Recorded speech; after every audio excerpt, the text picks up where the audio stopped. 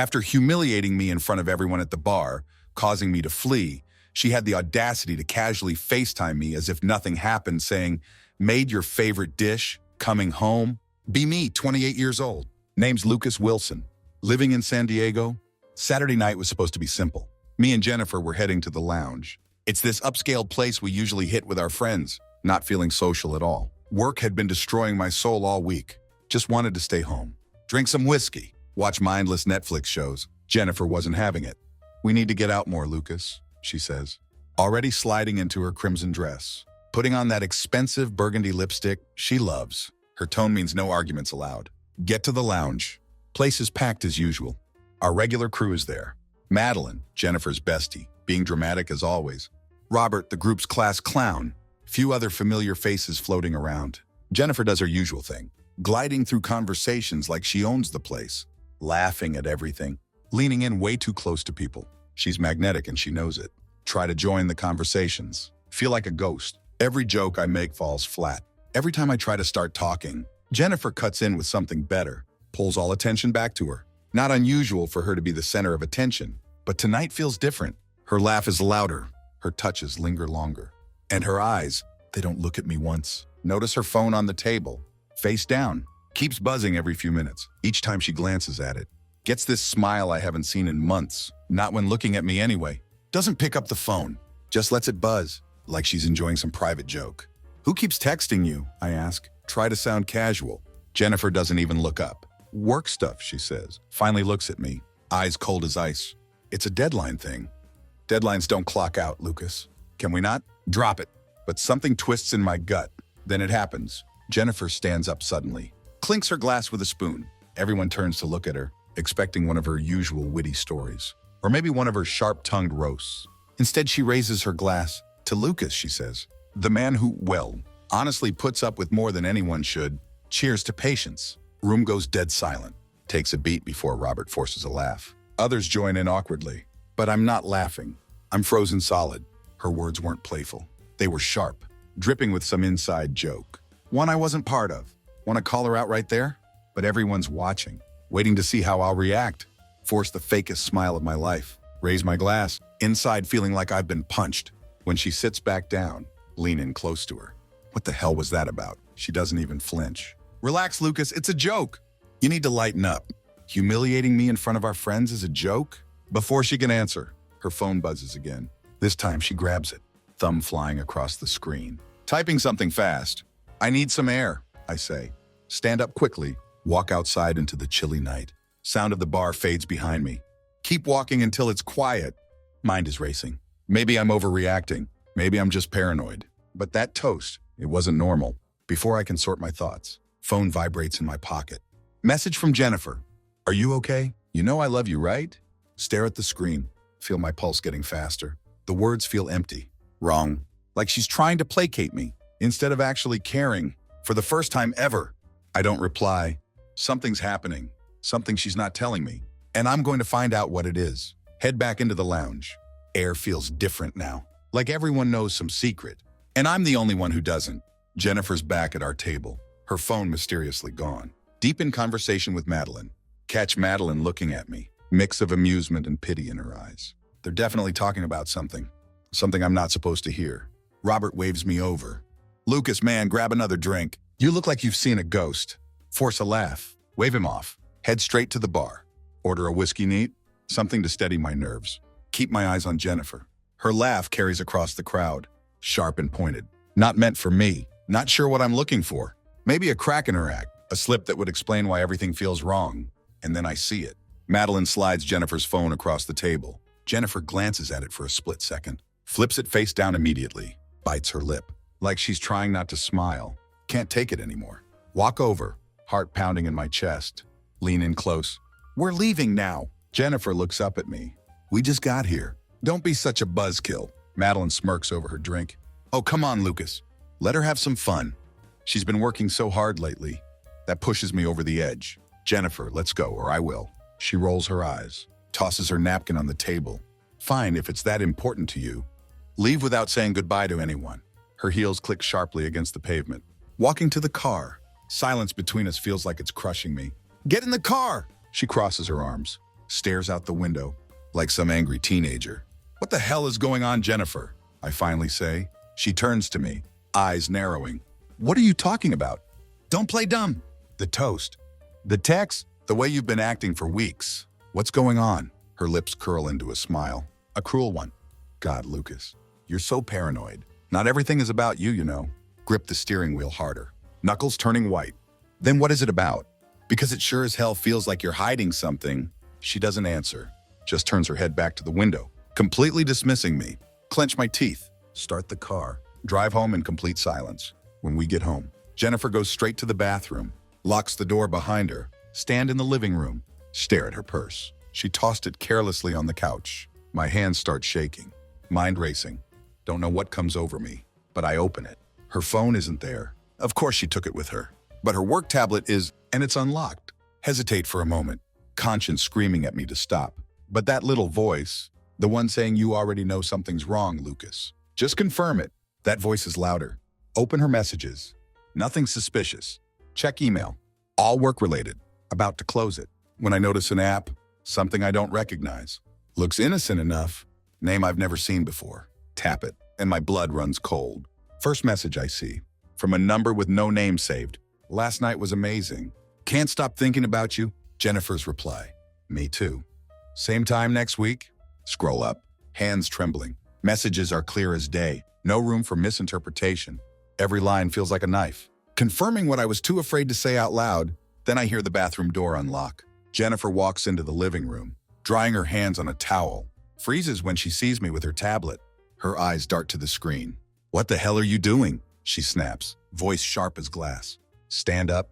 My chest feels tight, still gripping the tablet, like it's the only thing keeping me standing. What is this? I held the tablet out.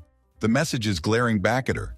Her expression flickers for just a moment, then settles into something cold. Detached, she crosses her arms, her lip curling into that same cruel smile. Are you seriously going through my stuff now? God, Lucas, you're pathetic. Don't you dare turn this on me, I growl. You've been lying to me. For how long, Jennifer? Weeks? Months? Her silence is deafening. Then she just shrugs, her tone ice cold. Does it matter? That's the moment my world shatters. Her words hang in the air, like a bomb waiting to explode. Does it matter? Stare at Jennifer, can barely comprehend what she just said. My chest feels like it's in a vice, hands still gripping the tablet. It's the only thing keeping me upright. What the hell does that mean, Jennifer? Of course it matters. She rolls her eyes, like this is some minor inconvenience. Lucas, you're overreacting. It's not a big deal. Can feel the heat rising in my face. Not a big deal? You're sneaking around behind my back, messaging some guy about whatever this is. And you think it's not a big deal? Her smile returns, sharp and condescending. Okay, fine. You want the truth? Yes, I've been seeing someone. And honestly, I don't even know why you're so shocked. You've been checked out for months. Take a step back, like her words physically hit me. Checked out?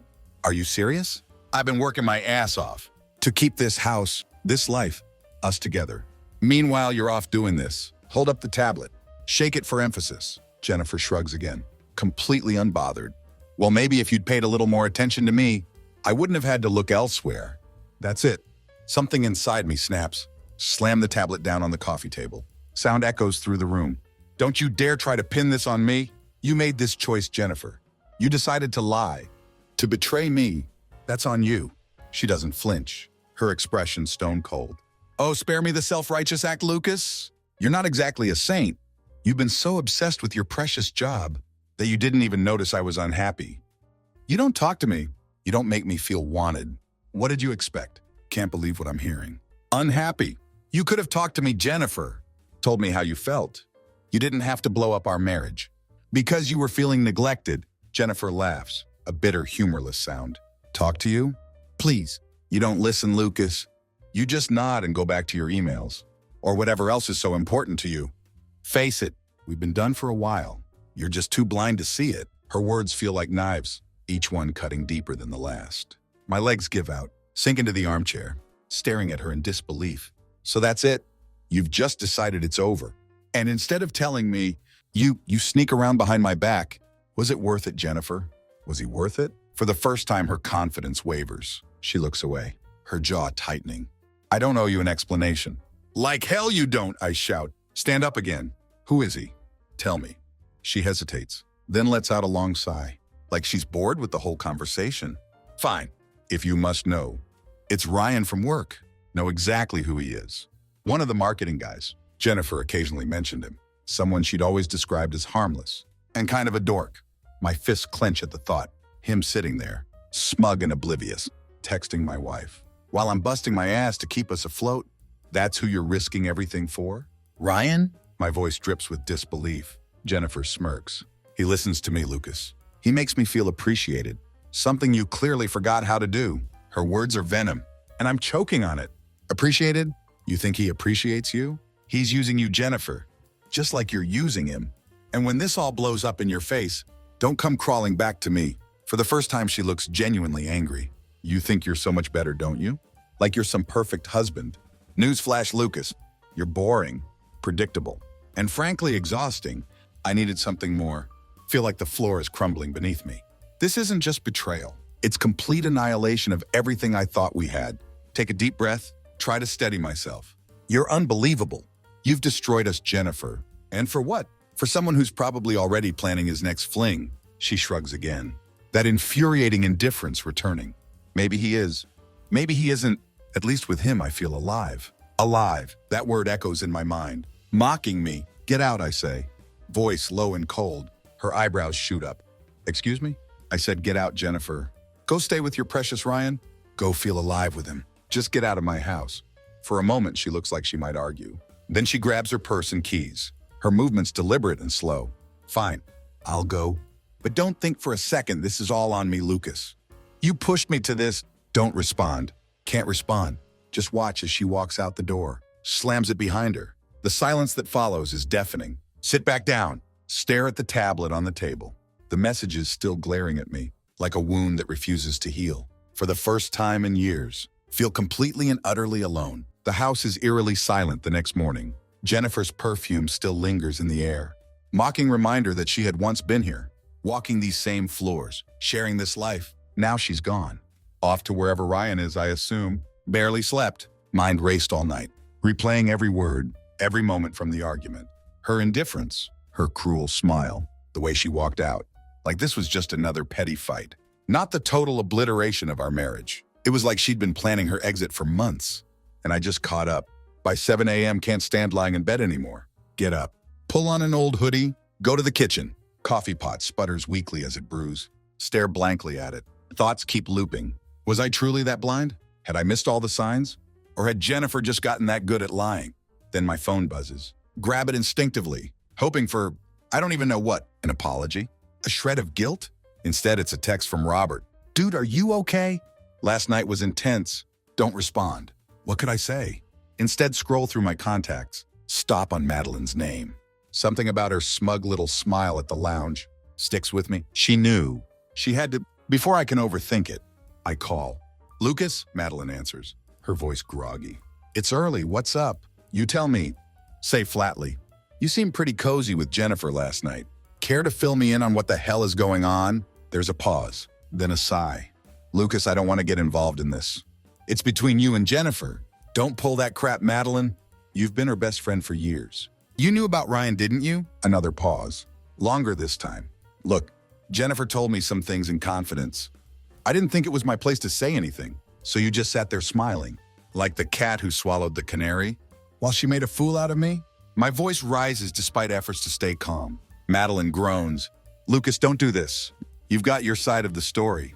But Jennifer, she's been unhappy for a long time. You had to see this coming. The words hit like a punch to the gut.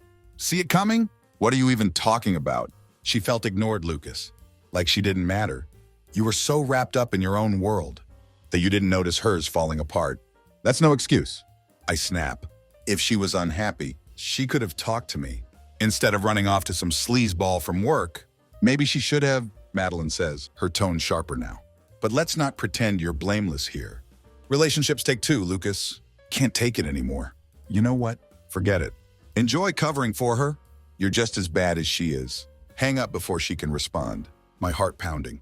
The room feels smaller, suffocating. Madeline's words echo in my mind, mixing with Jennifer's from the night before. Was I really the problem? Had I missed something so obvious? But no, This isn't on me. I didn't betray her. I didn't lie. Didn't sneak around or humiliate her in front of our friends. I wasn't perfect, sure, but I didn't deserve this. The anger starts bubbling up again. Grab my phone. Scroll down to Jennifer's contact. My finger hovers over the call button. Part of me wants to scream at her, demand answers, force her to confront the mess she'd made. Instead, I text, "You're going to come by and get your stuff. Tell me when. I don't want to see you. So make sure I'm not here." Her response comes almost immediately. "I'll figure it out. Don't worry." "I don't want to see you either." That one hurts more than I expected. Even now, she can't muster an ounce of regret or kindness. Stare at the screen for a long time. The coffee in my mug growing cold. For the first time since all this started. Feel something heavier than anger. Heavier than betrayal. Feel grief. Grief for the life we built. For the person I thought she was. For the version of me that believed in us. Even when the cracks started to show. As the morning light streams through the window. Realize this isn't just the end of my marriage. It's the end of who I've been for the last 6 years. By midday, the house is quiet. But my mind can't sit still. Try cleaning. Scrubbing dishes that are already spotless. Folding laundry I don't even need. But nothing helps. Every corner of this house holds some memory of Jennifer. And each one feels like a knife twisting deeper. The tablet sits on the coffee table like a ghost. It's screen dark now, but the message is etched into my brain. "Last night was amazing." Her reply, "Same time next week." My hands shake just thinking about it. She planned to keep this going. Like our life together was nothing more than an inconvenient backdrop.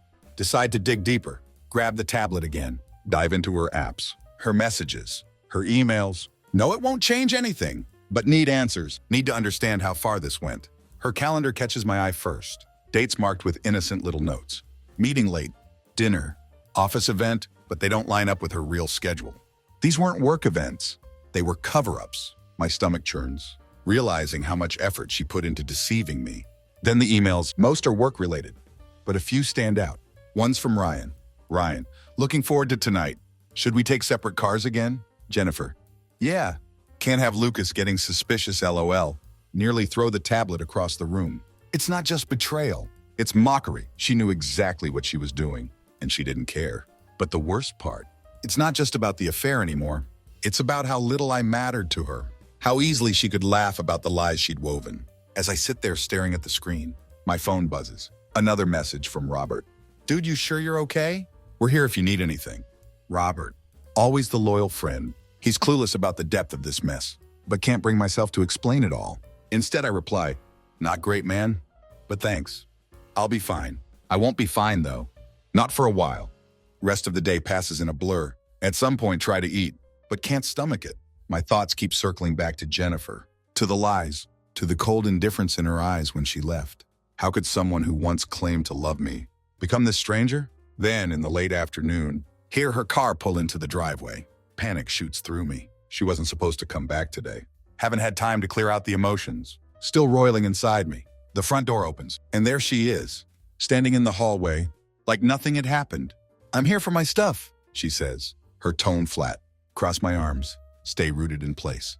"You couldn't have called first?" Her eyes flick to me. Flash of irritation crosses her face. "I didn't think I needed your permission, Lucas." "You didn't," I say coldly. "But a heads up would have been nice. You made it pretty clear you don't want to see me. Remember?" Jennifer shrugs, steps past me toward the bedroom. Follow her, keeping my distance, but can't stop myself from watching her every move. She grabs clothes from the closet, her hands mechanical, her expression unreadable as she packs. Can't help myself. "So that's it? No explanation? No apology? Just packing up like this is some casual breakup?" She pauses, a dress in her hands, looks at me. "What do you want me to say, Lucas? That I'm sorry? That I regret it? Because I don't. I did what I had to do." "What you had to do?" Nearly laugh, though there's no humor in it. "You mean lying to me? Humiliating me? Throwing our life away for what? A fling?" Jennifer's eyes narrow. "You don't get it, do you? This wasn't about Ryan. It was about me finally realizing I deserve to be happy. And you were never going to make me happy." Her words hit like a sledgehammer, knocking the air out of me. "You think this makes you happy? Sneaking around? Lying? Destroying everything we built together?" She turns away, throws the dress into her suitcase. "I didn't come here to fight. Just let me pack and leave." Stand there shaking, with anger and disbelief. "You're a coward, Jennifer. You didn't do what you had to do. You took the easy way out.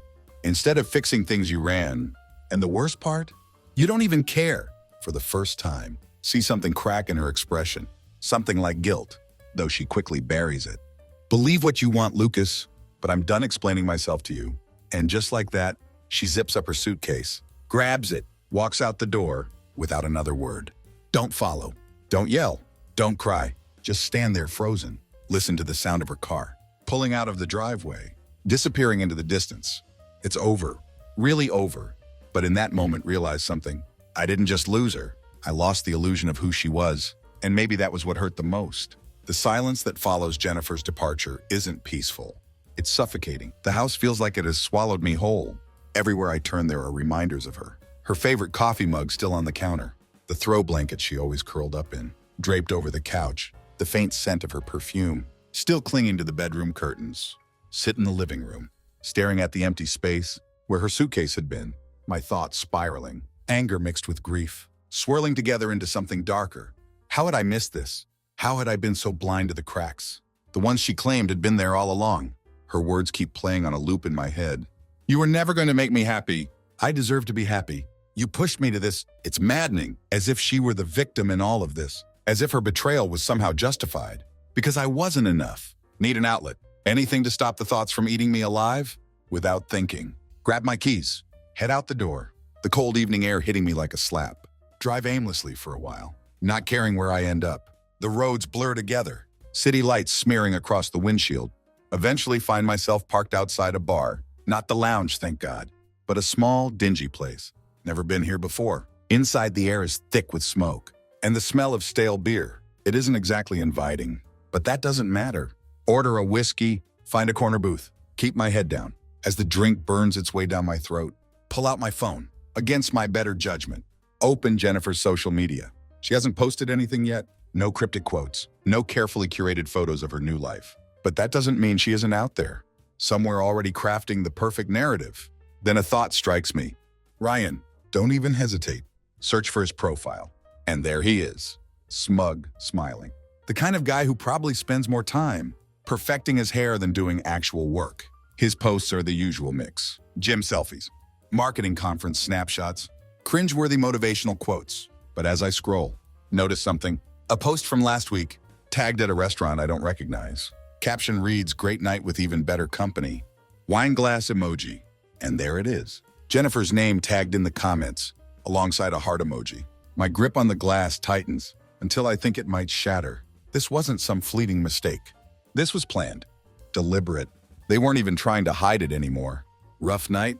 A voice says, pulling me out of my thoughts. Look up to see the bartender, middle-aged man with a weathered face, standing near my table. He nods toward my nearly empty glass.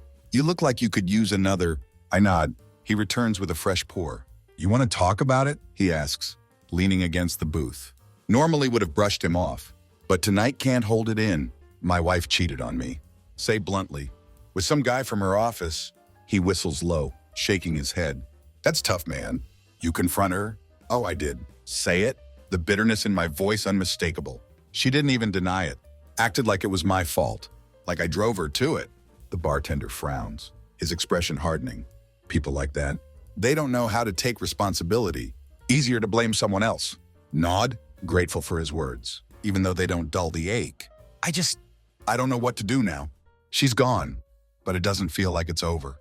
He taps the edge of the table thoughtfully. It won't feel over until you decide it is. People like her? They'll drag you down if you let them. Don't give her that power. His words linger as I finish my drink, and for the first time that night, feel a flicker of clarity. Jennifer had taken so much from me. My trust, my peace, my sense of stability. But she wasn't going to take my future. Leave the bar with a resolve I hadn't felt before. There were still battles ahead. Divorce papers. Splitting up our lives. Facing the inevitable questions. From friends and family. But one thing was certain. Jennifer had made her choice. Now it was my turn to make mine. I was done being a casualty in her story. The next morning, wake up to the kind of clarity that only comes after hitting rock bottom. Jennifer's words still sting, but something has shifted. She isn't here to manipulate the narrative anymore. To twist my guilt and insecurities into something she could use. This is my story now, and I have decisions to make. The first call I make is to a lawyer. I need to start the divorce process. Say the words, tasting bitter but necessary. The lawyer, a no-nonsense woman named Claire, asks for the details. Tell her everything. Jennifer's affair, her cold dismissal of our marriage, her complete lack of remorse. Claire doesn't flinch. She's clearly heard worse. But her calm professionalism is exactly what I need.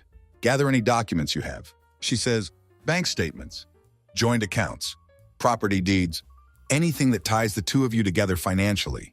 And if you have evidence of her infidelity, that could help with negotiations. The evidence, those texts from Ryan, the messages on her tablet, they were more than enough. Part of me hesitates, wondering if it's too cruel to use them against her. But then remember her laughing at my expense, dismissing me as a footnote. In her pursuit of happiness, I wasn't going to play fair, not anymore. With Claire's guidance, spend the next few hours digging through every shared document, every email, every file that connected Jennifer and me. It feels clinical, like dissecting the corpse of our relationship, but it also feels empowering. For the first time in weeks, I'm taking control. Then the second strike. Text Robert. Need to talk. Can we meet? Robert replies immediately. Of course. My place in an hour. An hour later, sitting on Robert's couch, spilling everything, he listens quietly. His usual joking demeanor replaced with a rare seriousness. Man, he says when I finish, I had no idea it was that bad.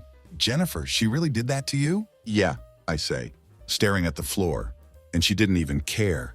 She left like it was just another day. Robert leans back, running a hand through his hair. That's cold, Lucas. Really cold. But you know what? You're handling it better than I would have. I'd have lost it. Manage a weak smile. Oh, don't worry. I've had my moments. Robert hesitates, then says, you know, Madeline's been acting weird too, right? Like, I don't know if she's in on this whole thing with Jennifer, but something's off. My stomach turns. Madeline, Jennifer's best friend, her confidant, the one who had smirked at me. The night at the lounge, she knew more than she let on. I was sure of it. Do you think she knew? I asked. Robert nods slowly. If she didn't, I'd be shocked. Madeline and Jennifer are thick as thieves. If Jennifer was sneaking around, Madeline was probably covering for her. That settles it. Madeline is next on my list. The confrontation comes later that afternoon. Call Madeline. She answers on the second ring, her voice overly bright, like she'd been expecting me. Well, if it isn't Lucas, how's life in the drama zone? Cut the crap, Madeline. Say, my voice sharp. We need to talk in person. She hesitates, her playful tone faltering. Sure. What's this about? You know exactly what it's about. There's silence on the other end, then a sigh. Fine. Meet me at the coffee shop on 5th. When I arrive, Madeline is already there, sipping an iced latte, scrolling through her phone, like she doesn't have a care in the world. She glances up as I approach, her expression guarded. So, she says, setting her drink down, what's on your mind? You knew. Say, sitting across from her. You knew about Jennifer and Ryan. Didn't you? Madeline doesn't flinch. She leans back in her chair, crossing her arms. What if I did? What difference does it make now? My fists clench under the table. It makes a difference because you helped her. You lied for her. You let her humiliate me. And you didn't say a damn thing. Madeline sighs, rolling her eyes. Lucas, you're blowing this out of proportion. Jennifer was miserable. She needed an escape. I didn't agree with how she handled it. But it wasn't my place to intervene. Not your place? Say, my voice rising. You sat there laughing with her. While she lied to my face, how is that not your place? Madeline leans forward, her tone turning icy. Look, Lucas, I get it. You're hurt. But maybe you should be asking yourself why Jennifer felt like she couldn't be honest with you. In the first place, relationships don't just fall apart for no reason. That's the last straw. Stand up, glaring down at her. You can defend her all you want, Madeline. But when this is all over, and she moves on to the next escape, don't come crawling back with excuses. You chose your side without waiting for a response. Turn and walk out of the coffee shop, the sound of my footsteps echoing as I step into the cold air. Realize I didn't just lose Jennifer. I'd lost Madeline too, or maybe I never really had her. But I don't care. The pieces are falling into place now, and I'm not going to let anyone else rewrite the story of what happened. The days after my confrontation with Madeline are a whirlwind of emotions. Anger and betrayal still course through me, but now they're joined by something heavier: determination. This isn't just about surviving Jennifer's betrayal anymore. This is about reclaiming my life.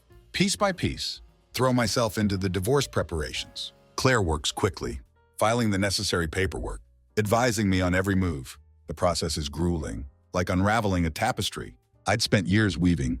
Every account closed, Every asset divided, every memory cataloged. It all feels like dismantling the life I thought I had. But the hardest part is the silence. Jennifer doesn't call, doesn't text. It's as if she'd erased me from her life overnight. And maybe that's what stings the most. How easily she walked away, leaving behind nothing but chaos and unanswered questions. Then one evening, get a call from an unknown number. Hello? Answer, my voice cautious. Lucas, it's Jennifer. Grip the phone tightly, my chest tightening. What do you want? Her voice is calm, almost detached. Claire sent me the divorce papers. I just wanted to let you know. I'll be signing them. No need to drag this out. Her tone is so cold, so transactional. It sends a fresh wave of anger through me. That's it? No explanation? No apology? Just a quick signature and you're done? She sighs, the sound heavy with impatience. What do you want me to say, Lucas? That I'm sorry? That I regret what happened? I don't. This was inevitable. Inevitable? Repeat, my voice shaking. You cheated on me, Jennifer.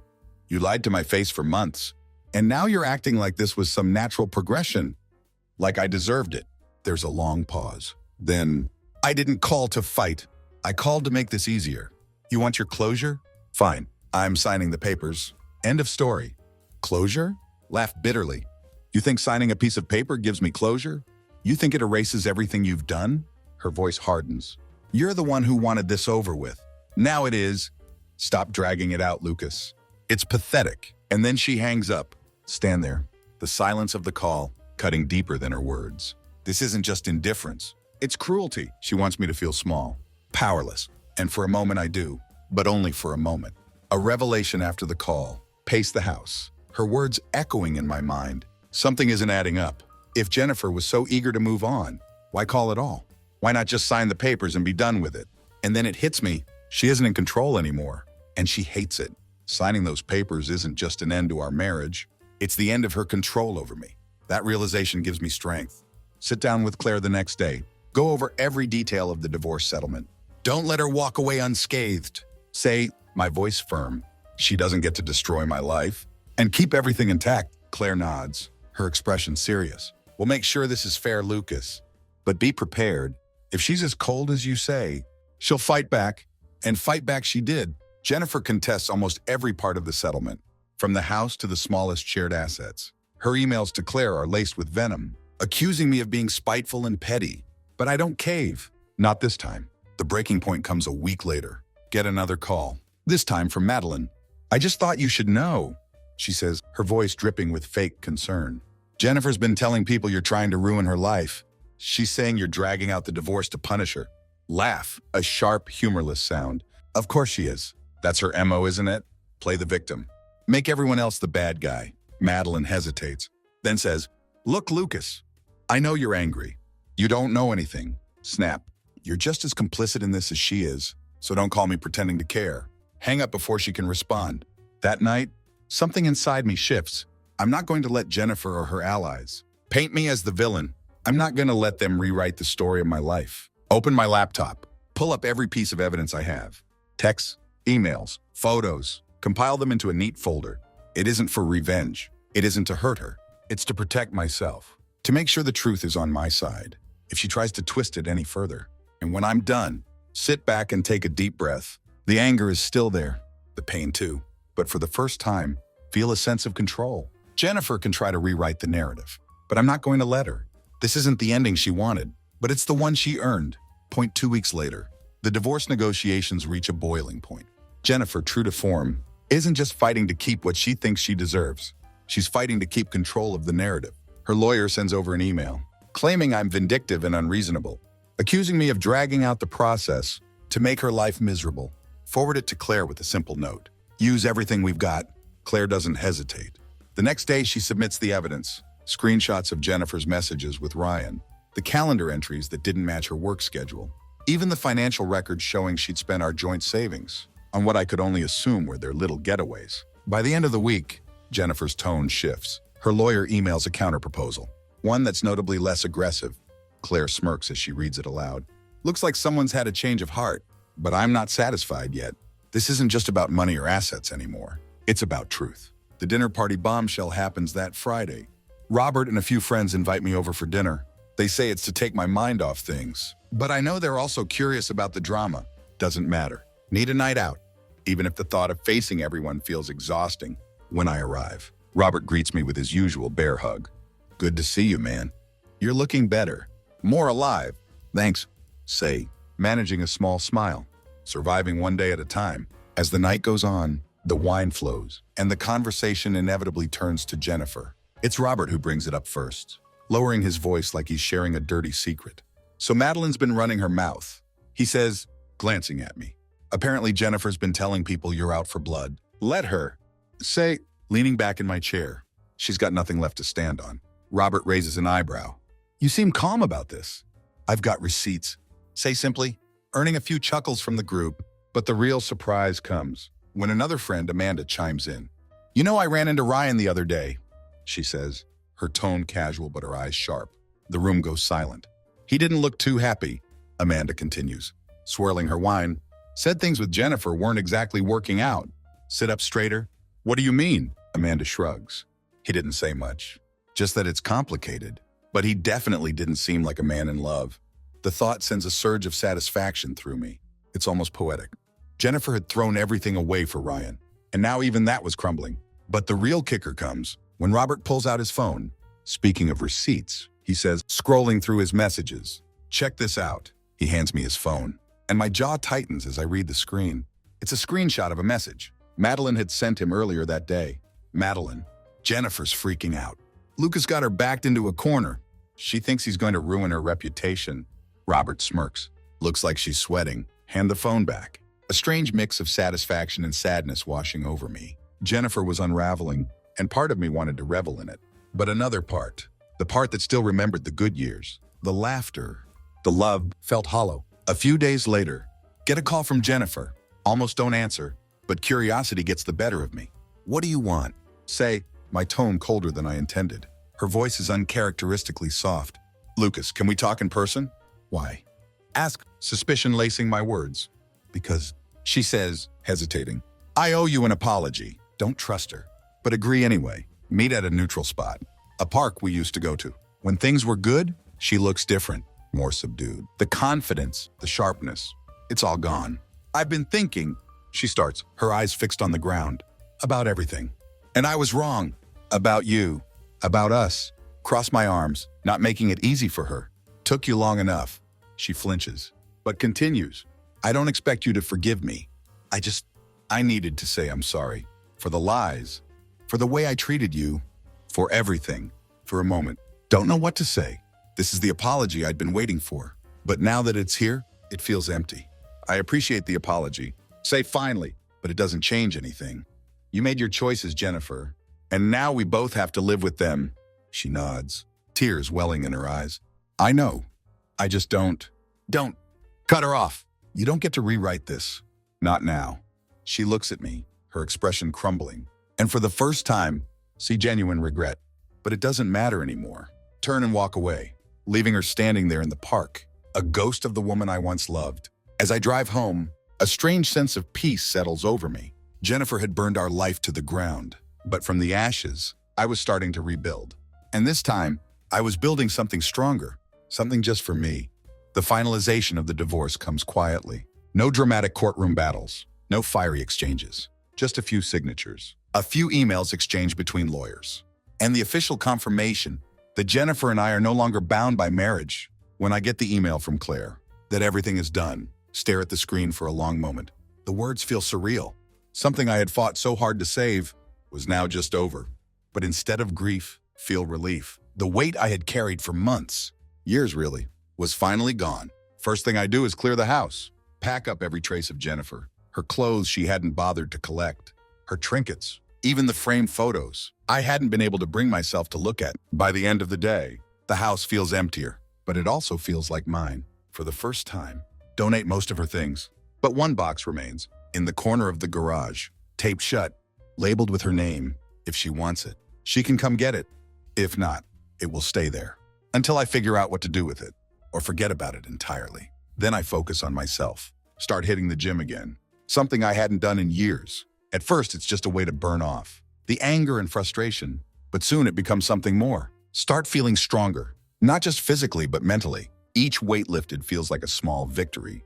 Each mile on the treadmill, a step away from the man I had been with her. Also, reconnect with old friends. People I had neglected during my marriage. Robert, true to his word, sticks by me, dragging me out to social events, making sure I don't wallow for too long. See? He says one night over beers. Told you there's life after Jennifer. Yeah. Say, smiling for the first time in what feels like forever. You were right. The unexpected message comes. One evening, a few weeks after the divorce was finalized, my phone buzzes with a message. From an unknown number. Unknown. Lucas, it's Ryan. Can we talk? Stare at the screen. My mind racing. Of all the people I expected to hear from, Ryan was at the bottom of the list. Against my better judgment. Reply. What could you possibly have to say to me? Ryan. Please. I just need 5 minutes. Curiosity wins out. Agree to meet him at a nearby coffee shop. Not knowing what to expect. When I arrive, Ryan is already there, looking far less smug than I remembered. His shoulders are slumped, his face pale. He looks defeated. Thanks for coming, he says as I sit down. Make it quick. Reply, crossing my arms. He nods, rubbing the back of his neck nervously. I wanted to say I'm sorry for everything. I didn't know Jennifer was married at first. And when I found out, I should have walked away. But I didn't. Don't say anything. Letting the silence press on him. She lied to me too, you know, he continues, his voice bitter. Made me think you were this horrible husband, that she was trapped in this miserable marriage. I believed her because I wanted to. My jaw tightens. But I stay quiet. And now, he says, letting out a hollow laugh. Now I see who she really is. She's already moved on to someone else. Left me just like she left you. It's vindicating to hear, but I don't let it show. What did you expect, Ryan? That she'd cheat with you, but never cheat on you? He flinches, the truth hitting harder than I expected. I guess I deserve that, he says quietly. Yeah, say, standing up. You did, but it's not my job to forgive you. That's your problem, not mine. Walk out, leaving him sitting there, a shadow of the man who had helped destroy my marriage. That night, sit on my porch, watching the sun set over the horizon for the first time in months. Feel like I can breathe. The anger, the bitterness, it's still there, but it doesn't control me anymore. Jennifer is gone. The life we built is gone, but I'm still here. And for the first time, that feels like enough. Don't have all the answers yet. Don't know what my next steps will be, but know one thing for sure. I'm not the same man who had stood by while Jennifer tore my life apart. I'm stronger now, wiser, and ready to rebuild. This wasn't the ending I had wanted, but it was the one I needed. And as I watched the last rays of sunlight fade, realized something else. The best parts of my story are still ahead of me.